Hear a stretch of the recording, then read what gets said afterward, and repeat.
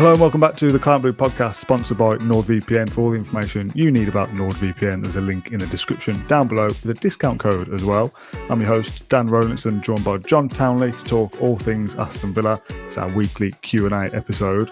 John, first things first, how are you? Yeah, doing fine, thank you, Dan. Players back in pre-season. This is like the first day of the new campaign, really. It all gets underway. So, yeah, doing well. Looking forward to next week. Finally get to see Villa actually play a game. Obviously not with all their players, but certainly some new signings. So yeah, looking forward to that. How are you, Dan? You okay? Yeah, not bad. I had a weekend away. I went to Newcastle actually for a couple of days. Pulling a face already. My wife went to uni in Newcastle. Okay. She lived there for 4 years, so she really likes up there. So we've always said for a long time we wanted to go back up there, and we finally bit the bullet. Went up child-free as well. Child-free weekend. Back now to talk Aston Villa. Q&A then. Let's get straight into it. Not loads of questions this week, so we'll fly through it as best as we can. Mark, first of all, says, and I was half tempted to make this its own episode, to be honest, because it could branch out into a wider discussion. He asks, what are 5 things Villa can learn from last season and improve upon this year? Well, the first thing that comes to mind even, is, I suppose you could break it down to 2 things. One being defending set pieces. I think that's a very obvious flaw of ours. And with that, I think comes winning more aerial duels. Villa had the 19th worst aerial duel success rate, I suppose you'd say, last season. I think Bournemouth were 20th. We won, I think it was like 53% of our aerial duels, which is really bad. We definitely need to improve in that department. That comes with defending set pieces as well. No Kamara, I think, is also a big thing. Kind of different, very different to defending set pieces, but similar in a way that he gives us more size and profile, I think. I don't know about the other 3 on the spot, to be honest. We'll probably make some up as we go along, but the issue of Kamara is definitely a big one, and then you kind of branch that into is Enzo going to be ready to play straight away, West Ham, or even the games after that? Is he going to be ready to make an instant impact? He's only had 1 top flight season in his career, even though he's 23, which obviously sounds young, but in football terms isn't particularly young. That sounds obvious, but he's 2 years away from being middle-aged pretty much in the football world of 25. So what a depressing thought that is. The middle age of football is 25. Yeah, I know. Well, I saw earlier, I think Liverpool have signed a player from Chelsea who was born in 2008, which is obviously like the Martin O'Neill era. And he looked older than me. So, yeah, that's depressing to see, isn't it? Yeah. But yeah, those 2 in particular, defending set pieces and coping without Kamara, I suppose, or coping with Enzo, whichever way you want to look at it. Having a holding midfielder is crucial, because I don't have the stats to me. We've referenced it before about the amount of times that Villa conceded more than 2 goals in a game after Kamara was injured, and it was quite staggering. So obviously different things go into that, but during pre-season, we need to find a way to cope without Kamara, even though he will be coming back, hopefully sooner rather than later. But we're going to have to play, at least 2 months without him, possibly longer. So, yeah, we're going to have to find a way to do that. And then obviously defending set pieces, I think that's crucial. Defensively, basically, is my thing. Going forward, I think we have enough quality, and we are coached by one of the best in the world. We know that we can score goals. That's okay.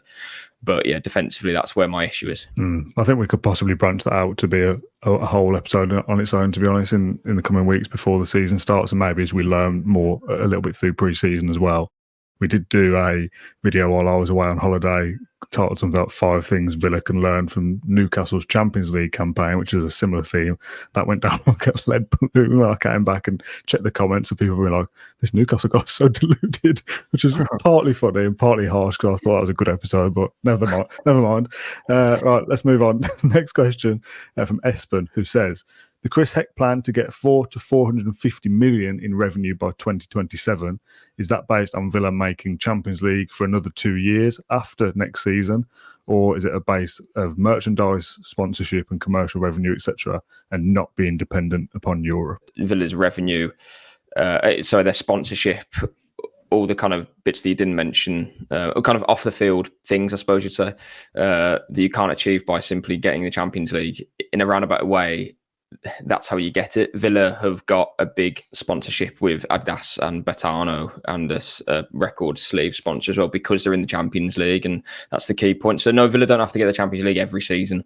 Or I don't think Chris Hill could be counting how many years Villa have to be getting Champions League football to catch up with the big six in terms of their revenue. But obviously doing that is beneficial. Villa want to get another £50 million of incremental revenue next year. I think it was 54 million of the last year that they had, or that they managed to generate, which is really good. So it's definitely working in a business sense off the pitch. Heck's doing his job to that point, and he said before that they have to catch the train, being Unai Emery's sporting success, basically. Damian and Monchi and Emery are doing such an incredible job on the sporting side. Villa, their business operations now need to essentially catch up, which is very difficult because they work in tandem, really. Yes, Suarez has a 7% or whatever stake in Adidas that he has, but Villa were never with Adidas in the Championship, or when they finish 14th and 11th. Do you know what I mean? It has to be to a level where it suits everyone. So now it does. We've obviously seen Adidas outside Villa Park on the Academy building. There's a big logo now in the North Stand. And we'll be seeing more of that. Obviously, the club's social channels aren't tweeting anything with any other brand on it apart from Adidas. This is quite a huge kind of commitment that the club are giving to Adidas. And in the other way, Adidas are allowing Villa to be in different stores, be in different countries, because that is what it gives you being with Adidas, right? Villa's store is going to double in size. The architects that are doing Villa's store is the same that did Tottenham store as well, which is, I think, the biggest in at least in the UK, maybe in the world, as a superstore for a football club. So it's all really exciting. But to kind of go back to the question, no, I don't think they'll be planning for Champions League, because that's something that you can't plan, if that makes sense. Yes, you can factor it in and say that will help, but I think you can't rely upon it, can you, when it's so variable season to season?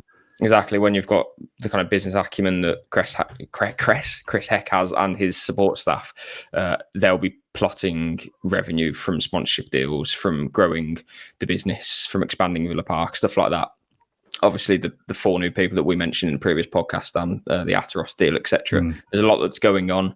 Otherwise, than that Villa getting how many points a season, 70, 80 points a season, you can't rely on that, can you? But you can rely on partnerships and building your brand, say, incrementally. So, yeah, I wouldn't have thought that they're factoring in sporting success exactly. But of course, finishing in the top 6, top 7 for most of Emery's tenure would probably have to factor that in, because if we are finishing in 9th and 8th, then all of a sudden those sponsorships dry up a little bit, don't they? Because you're not playing in the Europa League, or you're not on TV every other week. There's a lot of interest in Aston Villa, is the point, and that has to stay that way. And for it to do so, Villa need to keep winning football matches. So they're definitely working together, but Villa have a plan to increase their revenue, which is massively important. Because again, in the other way, that allows Villa to grow, and then Emery sign new players, etc., etc. So both of them are really important. Yeah, you kind of have to treat Champions League qualification from a revenue point of view. That's something you can kind of rely upon in the same way that you might treat a Christmas bonus or something. Like, you can't go and buy a house based off a Christmas bonus. You will have to rely on your salary for that, something you know is going to be there. But having a nice bonus at the end of the year of a certain amount to go, I can go and do this, is a nice thing to have. Champions League is always like the Christmas bonus of football. It's a nice thing to have, but you can't kind of go, well, we're guaranteed to do that, because you're not. Exactly. I think then they'll need to view that as a boost, whatever the additional revenue is from Conference League or Europa League to the Champions League. But they will definitely be factoring in us getting in Europe for the next years and so on, because we have to be, as I said, you can't be finishing mid-table and have aspirations to break into the big 6 territory of revenue up to 400, 500 million pounds by finishing in mid-table. So, they both work the same, but we're just going to have to... Obviously, it's a long game. You don't turn into a big 6 overnight. We'll see what state football's in then, and what rules we have to abide by, what the Premier League's saying, all that stuff. But that's for years down the line. Okay, next question. If you don't know this one, we can cut it out.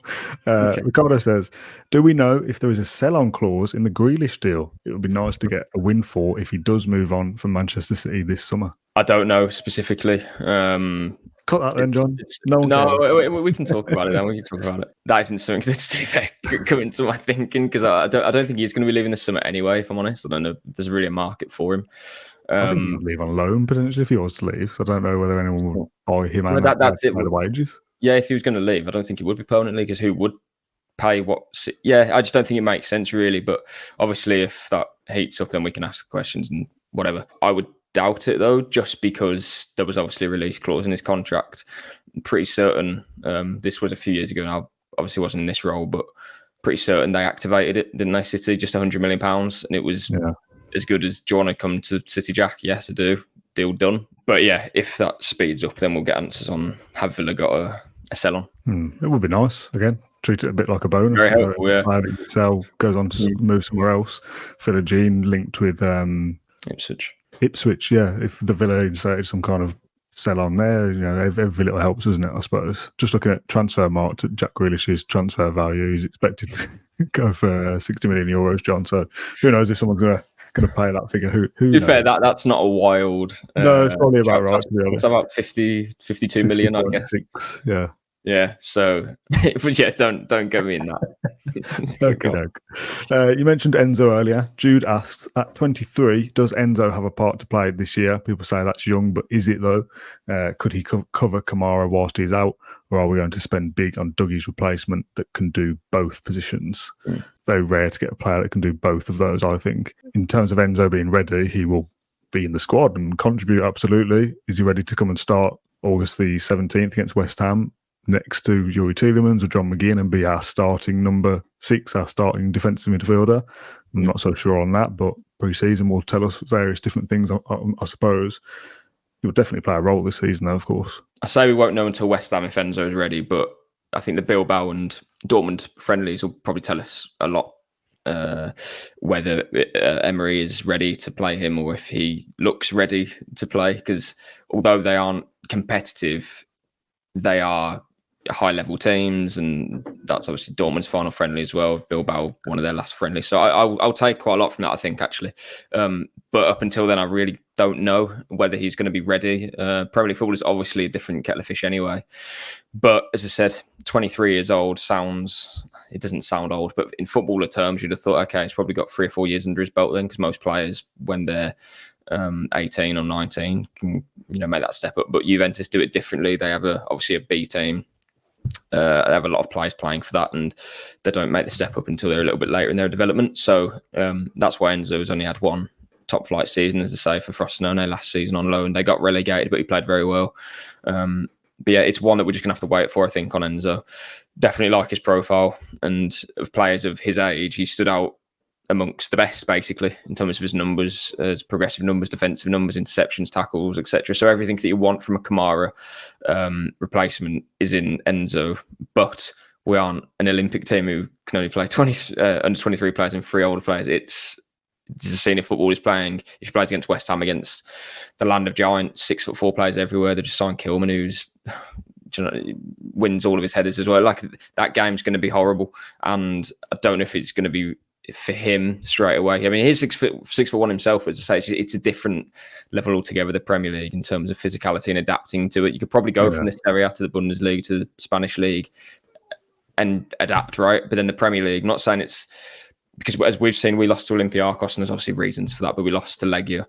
Things can happen in one-off games, but as the Premier League, as we all know, it's you've really got to, adapt. We saw like Diaby, he had a great start, come down a little bit. So it's going to be the whole season for him, I think, for Enzo. If he does well enough to start 15 games, I think he's done well, because he doesn't have a lot of experience, but I certainly like what I saw at Frosinone. Just don't know if he'll be ready yet, but as I say, we won't know until another few weeks and months apart.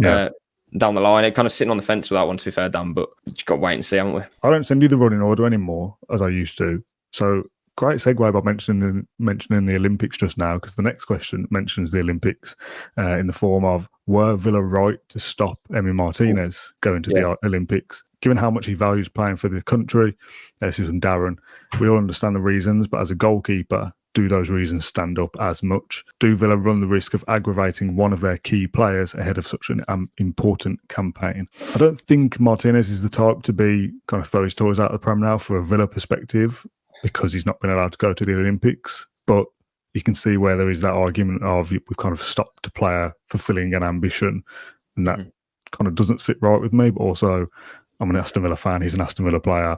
I want him to be ready for that.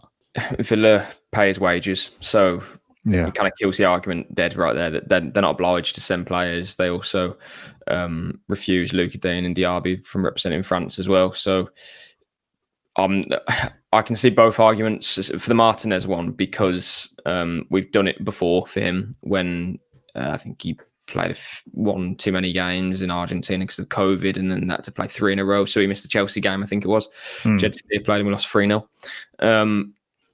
I don't know. It's really tricky one, because South American players, they've playing international football is everything for them. And I'm not saying it's not the same for English players or French players or whoever, but there's clearly a big thing. I mean, we don't even have a team, do we, in the Olympics? No. But Argentina do, and they all wanted to play for the senior team. I think other players as well have said it. So yeah, City let Alvarez go, but I mean, come on, it's different when you're Man City to Villa, and we have the best keeper in the world, and there's a huge drop down if he gets injured or anything like that. And to be fair, last season he missed 6 league games, I think, Martinez. I think 6 league games, maybe that's including Europe as well. But you don't want him to miss any match. And I think if Villa can avoid a risk, even if it makes Martinez a bit off, he's still going to play well. This is football. We're not all here to kind of get along all the time, and big decisions have to be made. And of course, Martinez wanted to go, but as I said, Villa have the power to say no politely. So yeah, I have no issue with it, really. I can understand Martinez's frustration, but if you asked any Villa fan, you have the deciding vote. Does Martinez go to the Olympics, or is he going to play against West Ham and he's going to be fit? I think everyone would cast the vote of yeah, therefore you can't go to the Olympics. And of course he's going to probably pick someone up against Dortmund now. Do you know what I mean? But hopefully not, touch wood. Yeah, I'm fine with the decision, but I can understand Martinez's frustration. I know I don't think it will, he's not going to bring a bad mood to Bodymoor whenever he comes back, or on the USA tour or whatever. No, absolutely not. It can still be a Copa America winner as well, can't he? And then have a break and then come back after that. Yeah, exactly. But I think the Olympic thing is, he's won the World Cup, he's won the Copa America gold medal, he's won all the is it finalismo? Yeah. The Euros winner versus the Copa America winner, isn't it? I think. Yeah, and again for Argentina that was massive because it is something. But for us, if it was England, I don't know if we would really. I mean, if we'd won the World Cup of Euros, that would probably trump anything anyway. But I didn't know that existed before Martinez, basically. No, so, I actually didn't either. I don't know. I was about to say it might be a new thing, but I genuinely don't know. It probably was the first time the game was played. But yeah, he wanted the gold medal because that's the collection, then, isn't it? He's won everything with his nation that he can possibly win. So I do understand it. But yeah, I don't think the Argentine team is particularly great anyway. I think the French team is the best one there. The Finalissima Trophy, the CONMEBOL UEFA Cup of Champions, previously known as the European/South American Nations Cup, was founded in 1985. So not a new thing, John. So like Brazil have played Germany in this? I assume so, yeah. I remember the Cup of, is it Confederations Cup or whatever it's called? So it's a bit like the Super Cup, isn't it? Like the two different competitions playing against each other the following year. So if you've won the thing that got you to that, that's obviously bigger than the other one. But so as you haven't got a horse in the race, as in England have never been involved in this, and we're English.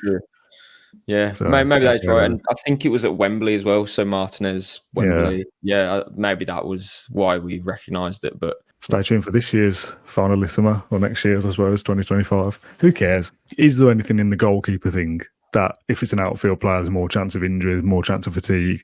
The goalkeeper obviously can get injured, and it's not like they're sitting on a deck chair, but they are running around less, etc. Is there more of a case when it is a goalkeeper, or is it still just a blanket rule of if we said no to Dean and who's the other one, Diaby, we have to say no to Martinez, regardless of South Americans love international football, etc. I don't think Emery will be thinking that Martinez wants it a bit more than Luca Dean, so we can go. I just think it's a blanket thing of there's a risk if you play in that game that you'll get injured or something. To me, why take the risk when it doesn't benefit Aston Villa? Even the other night in the England game when Konsa was playing, it was like great. Everyone was like, Konsa, what a great defender. And we're kind of thinking, we does that every week. Like that's special to us. I thought you were gonna that moment when he went down. I was thinking ACL. I literally said that. I was in the pub, I put my drink down and straight away I put my arm up. I was like, Oh no, we know this. We've seen this script before. You were just hoping that he had been caught by a stud, and he was. Thankfully, Commentator said something, didn't they? I can't remember what the phrase was, but it was like, "Oh, has he just like caught his knee in the turf?" And I was thinking, "Oh, that's a massive phrase. It makes it sound like it's going to be a bad one." I was thinking, I can't remember. Oh, like, is it innocuous? Is it innocuous? You know, you want him, you want contact. Come down with no contact at all. Yeah, you want the stud in the knee. You want a big graze. Well, not a big graze, but yeah, horrid. James says, we kind of touched on this on a previous episode. With Dougie gone, not only have we lost one of our most creative players, also the player who often receives the ball from Emi with his back to goal, but also our only decent right-footed free kick and corner taker. Whoever does come in needs to tick a lot of boxes. Yeah. That's a good comment. That's a fair comment, isn't it? Douglas Luiz, as we say, offers us a lot. And when we kind of have to replace him in the aggregate, whether that's with 2 players or 3 or however we do it, we need a lot of attributes. Somebody pulled me up on that in the comments the other day. Attributes. I don't know which one it is. I can't remember which one is the one I always say now. Attributes has got to be American. Attributes. I can't remember what I said in the last video that made somebody say attributes. Attributes would be normal. Attribute. Oh, it doesn't even sound like a real word now. Yeah, I know when you say it sometimes. Comment was, what's with calling attribute a tribute? Anyway, whoever does kill me needs to fill a lot of what Douglas Luiz offered. Off the top of my head, if Ross Barkley plays, then he'd be taking the corner from the right if Villa want an in-swinger from that angle. Yeah. Jacob Ramsey could do it, potentially. Yeah, and that is true. Yeah. Whenever we talk about these forward additions, and I've seen obviously Villa get linked to a lot of players, and I know a lot of fans want us to sign different players, sometimes 2 at a time, but I keep screwing in my head, we don't have space. These players can't all play together. Like they can't. Firstly, because we can only name 11 of them, and 4 attackers, and then the squad size is too big. So that's why Anyway, you are right. We don't have a set piece specialist. I mean, do we? No, we don't. Luca Dean again. Maatsen will be playing ahead of Luca Dean. I'm fairly confident that in most games anyway. Tielemans could take free corners, I suppose. That is the one point in our team where we are lacking. So it's a good thing that we have a set piece coach like Austin McPhee who does get a lot of success from attacking set players. We scored the most of them in Europe last season, so that works. I don't think we have to hold the ball into the box every time. We can build something, and I don't think that was all just because we had Luiz. He'll go short a lot of the time, so it's not like a major problem, but it's definitely one thing that we don't have. We don't have a designated set piece specialist where if the ball is anywhere around the D, you think we're going to score. I'll be honest, even from Luiz, never was massively confident that we'd score anyway. I think he got 1 against Tottenham, but that's because the wall. They had Hugo Lloris in goal. He was a crap goalkeeper, but it was a good free kick, to be fair. Just as a wider point here, based off the Ronaldo free kick stuff in the Euros of him always taking free kicks, scoring 1 in European competition, European Championships, or actually, I don't know, it's just the Championships or the World Cup as well, but scored 1 free kick in 60. Probably the World Cup as well. Yeah, it must be. Are there many free kicks scored across the Premier League anyway? Almost like, we haven't got a set piece taker. But how many free kicks go in? I don't know the answer to this. I don't know whether you do, but no, I don't know. But you feel like you could probably list a few players who almost always come close. Or you know what I mean? Or something like that. He's obviously going to have a decent chance. Yeah, I don't think he's scored in a little while though. To be fair, but yeah, like City have a few, obviously. I can't think off the top of my head, but when it's in and around the box, you think, that player could definitely, even if it's someone like Salah, you'd back him just to whip it around the wall or something. But with us, we don't kind of have that player. I don't know how to explain that. Like Bailey, for example, when he's in the box, he'll probably find a corner, but from a free kick, it's not quite the same thing, right? We don't have many players who shoot from distance apart from Luiz.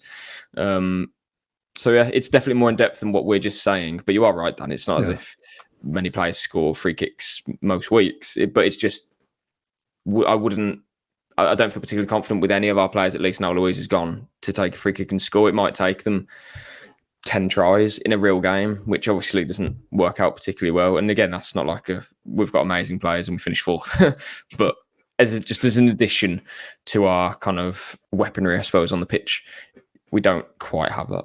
Right, John, a couple more questions to go in today's episode. There are silly ones of the show.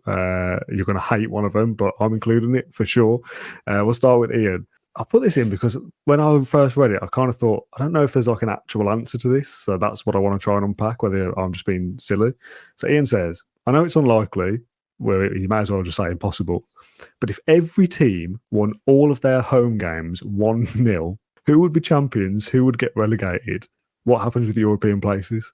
My initial reaction was like, oh, well, yeah, what would happen? Is it alphabetical order still? If I remember rightly, there was a case where there was like a deadlock. Was it last season or the season before? Or it could have been a deadlock. Can't remember if it was last year or whatever. But it would have been like a playoff game, not playoff game, but like a for Liverpool for the title. Yeah, that would have to be the case. But for every you would do it. 20th, 19th, 18th, 17th. Everyone would work out the final order. Everyone would play each other once, right? Not in a playoff. So there'd be 38 games. You win your home games 1-0 and lose your away games. Technically, I suppose 0-1 because the home team always wins. So everyone's goal difference would be the same. Goal scored would be the same. Discipline, yellow cards and stuff. Would it come down to that? I don't know what the Premier League rules are. I know that's what UEFA do or FIFA. But if it's a tiebreaker, points and goal difference, I'm pretty certain it comes down to a tiebreaker sort of thing. So I've just got the vision of, when you start the season and the league is alphabetical order, so Villa are usually second. Yeah. Third. Is it third? Bournemouth, of course. Yeah. So it's nonsense, though, isn't it? They're big, aren't they? Villa are second. Arsenal, Villa. That's how it should be. I've just got this vision in mind that it's got 38 games played. It's still the exact same order. And that's it. Yellow cards would be a weird way to judge it. Playoffs is better. You could get relegated if we get yellow cards based on that. Exactly, yeah. Would you be frustrated though? I know this is going to sound crazy, but like if that is the case and we finish second, would you kind of be pissed off that we didn't finish first just because we didn't score one more goal?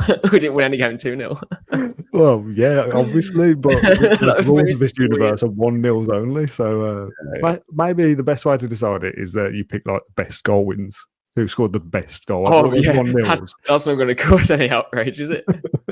We've worked out it'll be a playoff game to decide it, like as if it was a title. But 1 plays 2, 3 plays 4, 5 plays 6, and then the winner of that gets to win the best position. But 20th would be the same as first, wouldn't it? So everyone would have to play each other because technically everyone would be joint first. I'm not having this joint first nonsense for 20 teams. But they are though, aren't they? Because you got to forget it's alphabet. You've got to look at the league table, not like it goes down, but it's just like a cross. Everyone's there. Everyone's first. Do you think that's how they should do it? No, because of course not. Because that kind of plays to your point of it can't be joint first because you're separated by goal difference. Aren't you? Exactly. Yeah. If it's joint first, they would be together in first, wouldn't they? Final question of today's episode. I know for a fact you're going to hate this, but I'm doing it anyway. From Mikey, blame him. He says, if it somehow meant Villa winning the Champions League next season, would John Townley let a tarantula rest on his face for 10 seconds? Horrible. That's horrible. Oh, no. God, no. Like, nothing. No. Just 10 seconds. End the podcast. No. God, no. Spider crawling. Oh, man. Even the 5 finger movements. It's horrible. No. Nothing could make me do anything like that. Even I'm a celeb for Nassif Suarez's wealth. Nothing. Really? I wouldn't do it for any money. No. I'd probably lose my life doing it. You wouldn't though, would you? What's it going to do to you? I'd probably have a heart attack. I don't know why you're laughing. This is a traumatic. That's what I was thinking. I was just thinking that is quite serious, actually, but it's also funny. 10 seconds of a spider on your head. Champions League glory. Unai Emery, Cotton Blue Ribbons, Champions of Europe. 10 seconds done. Sorry, lads. No. Mate, the thought of it in 1 second is bad enough, and that's the thought of it. The word is nothing. No. Okay, right. We'll call it a day there. John, I'll let you go and scour your room for spiders, because I know that's what you do. When you keep looking around, I know for a fact in your head you're thinking, is there any in here? Am I okay? So I'll let you go. Thank you for your insight, your thoughtfulness, and your responses. As always, get involved in the comments section with your thoughts. Would you let a spider crawl on your face for a Champions League victory? I would do it for just winning a game in the Champions League, I think. And I hate spiders as well. To win the Champions League trophy. But that doesn't make sense, then, does it? You can't say that and then say, but I hate it as well. I hate spiders, but I probably would do it. Clearly not. Well, not that bad. For the Champions League. Come on, I do most things for the Champions League. No, just I'm enjoying next season, and that's what I said. I'm not doing anything that's going to put my life in danger.